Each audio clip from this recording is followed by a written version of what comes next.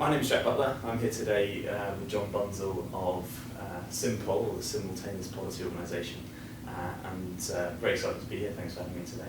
Pleasure. I just really wanted to hear a bit about the unfolding of Simpol. So I don't know if you can, in a few words, just tell us what Simpol is. Sure. Simpol is a global initiative, a citizens' initiative, and it's a way that citizens in democratic countries can use their votes to drive their governments to cooperate to solve global problems, in a nutshell. Right, very good. Why is that necessary? Why it's necessary is because if you look at a lot of the real problems in the world today, like climate change, if you look at regulating global financial markets, a lot of these issues, that the problem is that any country that moves first to more tightly regulate their corporations or to more stringently regulate their banks, all that's going to happen is that they're going to move elsewhere. They're going to move their operations or their production or whatever it may be elsewhere to avoid those regulations. And so unless all the sufficient nations act cooperatively, we're just not going to solve these problems. And so that's why we need simultaneous action. But also our governments and our politicians are kind of stuck in this vicious circle where none of them wants to move because if they move first and the others don't, they're going to lose out, and so it's a real roadblock. Their whole mindset, their whole consciousness, if you like, is stuck in that what I call a mindset of destructive international competition. Yes. And so they can't even possibly think about, oh, what if we cooperated? What could we do then? They can't even think in that mode. And so that's why we citizens, citizens who have what I would call a global consciousness or some understanding that we need global action, can actually use their votes in a rather clever way to drive their MP or their congressman and then ultimately whole political parties towards signing on to this cooperative global agenda. Yes. So just that bit about the use of votes, because I think this is really interesting. Just how does that work? Well, the way it works is that, in a sense, before I even come on to that, I think a lot of people will be feeling, come on, politics is a waste of time, what's the point of voting? And they're right. Yes. They're absolutely right. And the reason they're right is because governments are stuck in a box. Yes. We want our governments to protect the environment, to protect the poor, to tax the bankers and the rich. Yes. But they can't do that. What we have to understand is they can't do that anymore because they fear them moving elsewhere. Yes. And that's why whoever gets into power, whether it's Labour, Conservative, green, yellow, blue, red, doesn't matter what the philosophy of the party is. Once they get into power, they've got to keep their, the UK economy, or whichever national economy it is, productive and competitive. Productive and competitive, and that necessarily means not, making sure that business isn't pushed elsewhere, that it's actually, if possible, a new business is attracted away from other countries. If you see what I mean. So that's why whoever we vote into power does pretty much the same thing. It's why, Tony Blair was said to be the best Conservative Prime Minister since Margaret Thatcher. Yes. And that's why people have lost interest in voting. And so when you understand the global economic competitive reasons for that, you then understand why Simpol's voting process is so important and so powerful. Because what we are inviting citizens to do, so if you sign on to Simpol, what we're asking you to do, particularly at election times, is to write not just to the sitting MP in your constituency, but to all the candidates and say, I will be voting at the next election for any politician or party within reason that signs on to the Simpol agenda, that commits to implementing the simultaneous policy alongside other governments when all the sufficient other governments are on board as well. Or if you still have a party preference, which I don't particularly, but if you still have you can write to your party or your preferred candidate and say, look, I want you to sign on to Simpol. So the point is that signing on to Simpol as a citizen doesn't stop you from ultimately from voting as you please. But what it does do is it tells all the politicians that you're going to give very strong preference to politicians that have signed on to the campaign to the exclusion of those that haven't. Okay? Yeah. But now you need to think of it from the politician's point of view. Okay? From the politician's point of view, if I try and say, well, I'm Mr. Politician now. Yes. Right. Now, they're asking, Jack Butler, my constituent, is asking me to sign on to the simultaneous policy. Right. Well, if I sign on, well, actually, I don't risk anything because I don't have to implement this. I don't have to vote for this in Parliament until all the sufficient other nations are ready to go ahead. So I risk nothing by signing on to this. Yet, if I do sign on, I could get Jack's vote and all the other citizen supporters in the constituency who are writing to yes. me. Okay. So it's quite a compelling proposition. Whereas if I don't sign on, but my competitor from the Labour Party does, or whoever, I could lose my seat. Because if they all vote for him and not for me, so it's a win-win to sign up, and there's absolutely no reason yes. for politicians not to sign on to it. Yes. And so the more of us there are, the more compelling that is going to be. And then if you add to that the other point, which is the other point, which is more and more seats, and even in entire elections yes. are being won or lost on actually a very low number of votes, and therefore it won't take many of us to make it in their electoral survival interests to sign on. Yes.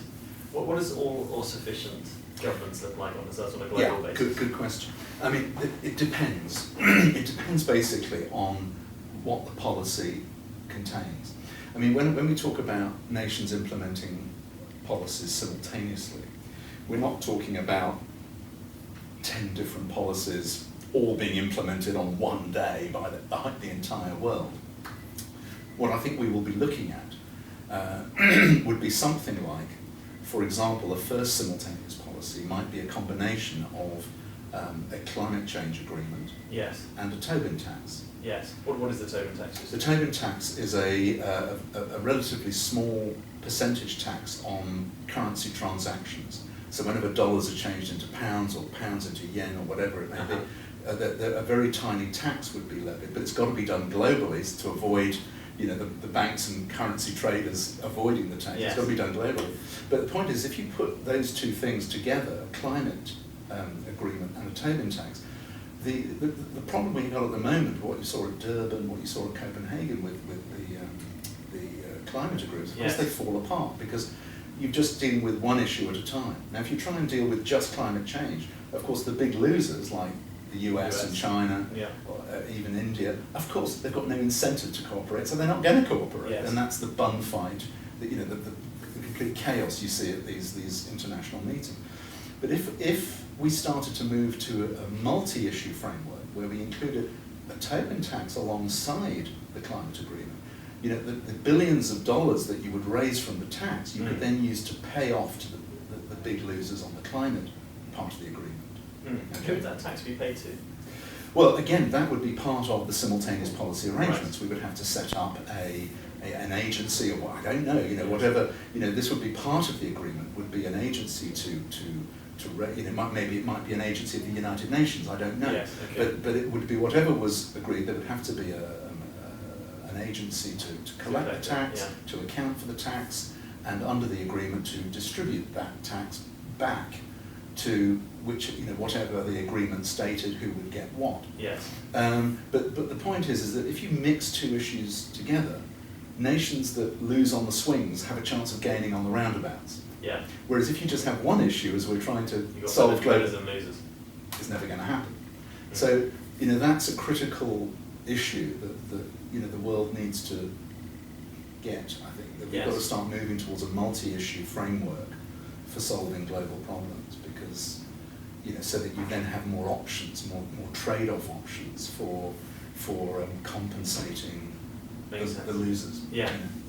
So I guess some people listening to this might think, well, what about the United Nations or other IMF-type global agencies that are there to address supranational issues? Yeah. Are they the answer to this or not? Well, they may look like a much more plausible answer than something like Simpol today. Right. But the problem with the UN is it was created by nation states. It was created by nation states at the end of the Second World War.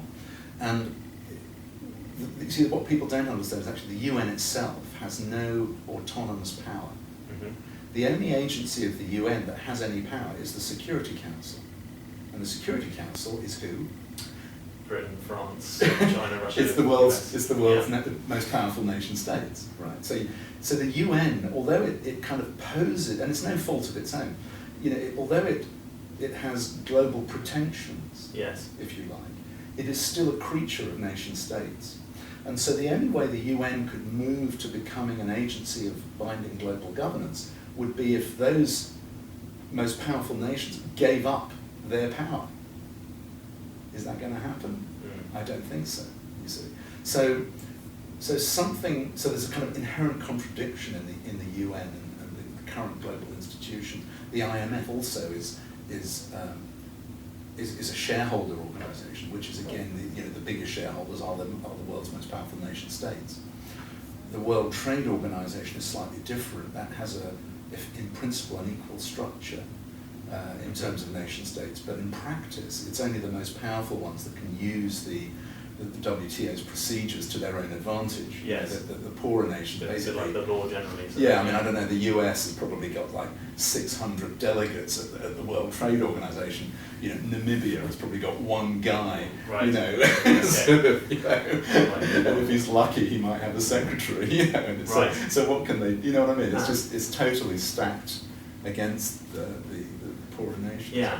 So how does Simpol differ from that in the sense you're still asking national politicians to sign up to the agenda? Yeah, well the difference is that we're using our votes. So we're not asking them, we're compelling them. Mm-hmm. And that's the point, citizens are taking control here. And that's the whole difference. So for example, I tested this out myself on my own doorstep at the last election. It's quite funny, So the Labour politician sort of comes striding up my garden path, and he said, "Oh, Mr. Bunzl, good morning. Will you be voting Labour next week?" And I said, "Well, actually, I'm going to be voting for any candidate that signs up to the simultaneous policy." And he sort of looks at me and he said, "What's the simultaneous policy?" He said, "So the energy is sort of turned around 180 degrees. Instead of us sort of rather lamely choosing between the different political parties, and we know that none of them, because once they get into power they've got to keep the economy competitive, we know none of them can solve the problem. We are turning the table, saying, well, we're going to make our own policy. It's called the simultaneous policy. We're going to design the measures of it, and we're going to vote for any of you that signs up to it."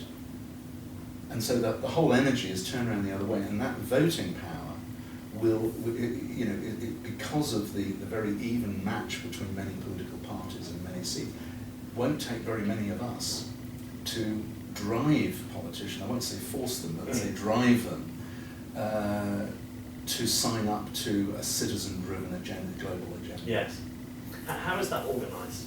So when you're saying these sort of issue frameworks, and that you might have, say, 2 or 3 issues that are presented, perhaps 2 or 3 years apart, what's the binding there? Who's actually going to decide, and if it's citizen-led, how are they organised? Okay, I don't know. It's very difficult to. We're not even going to try to lay down the rules of all of that because we'd like to see how it evolves. But basically, what we're looking for is for citizens that sign on to the campaign to start their own national processes, and we've already started this in the UK, for sort of saying, well, what are the top 10 issues, top 10 global issues that are of concern to us Brits? Yeah. And what are the top 10 policies, global policies, that we would like to see as part of the simultaneous policy for dealing with those 10 issues? Right. And citizens in Germany would probably be doing the same thing. Citizens in Australia would be doing the same thing. So that each national perspective is kind of taken into account. So that, if you like, would be the first stage of policy development. And in non-democratic countries, it would be the government that would go through that process of what its issues are and what its policy proposals are. Yes. And then at a second stage, you would then have an international negotiation, but that second stage wouldn't start until, there was much more political support around it. It was like, well known around the world, and it wasn't so much a question of if the simultaneous policy would be implemented, but when.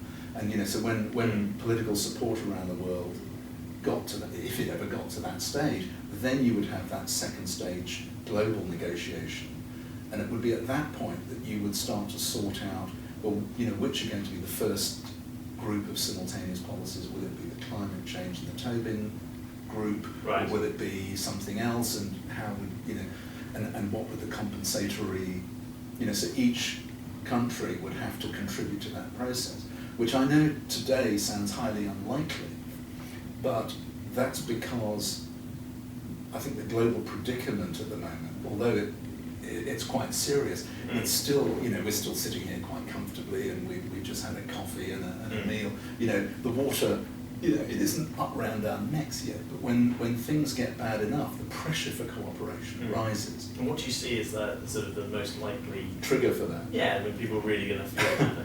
Well, I don't know. It could be another a much deeper financial crisis. Yeah. I think that's probably the most likely thing, and it's difficult to say when or what would be the trigger. But I think what is clear is that if you have a global economy, with capital and corporations free to move across national borders anywhere in the world, you've ultimately got to have some kind of global cooperation and governance. Yes. Because at the moment what we have is a global economy, but we've only got national governance. Yes. So there's a kind of mismatch between the two. Yeah. And so I think because of that mismatch, the problems are only going to get worse and worse and worse, and the water's going to get higher and higher and higher. And as it does, hopefully more and more people are going to be drawn to Simpol or potentially other global cooperation initiatives. Yes. And hopefully, at the end of them, one of them will cross the finishing line before we all go down the tubes. Yes. But okay. Who knows? Who knows? And if people want to know more or get involved, what can they do? It's very easy. You go to simpol.org. Okay. Or to your national Simpol website, but for simplicity's sake, just go to simpol.org, which is our global site, and you just fill in a form. Takes a couple of minutes. It's free of charge, and we'll then respond to you with a little bit more information on what you can do, how you can get involved, and simple as that. Yeah. Including, obviously at election times, we would want you to write to your MP, and we would give you a template letter that you can use and so forth. So, at the moment we've got supporters in about 70 countries around the world. Wow. We've got about 25 MPs in the UK who've signed up from all the main parties, and we've got a few MPs in the European Parliament, and also in the Australian Parliament, I think in the Argentinian Parliament. So it's early days, but we're beginning to get that coverage. It's beginning to spread. Yes. So, fantastic. See how it goes. Yeah. Well, if you're interested in global governance, go to the Simpol website, simpol.org, join, get involved, and thanks for taking the time to talk with me today. Pleasure, James. Thank you. Cheers. Okay. Is that all right? Yeah, I think so. Shouldn't be too much cutting, I hope. No.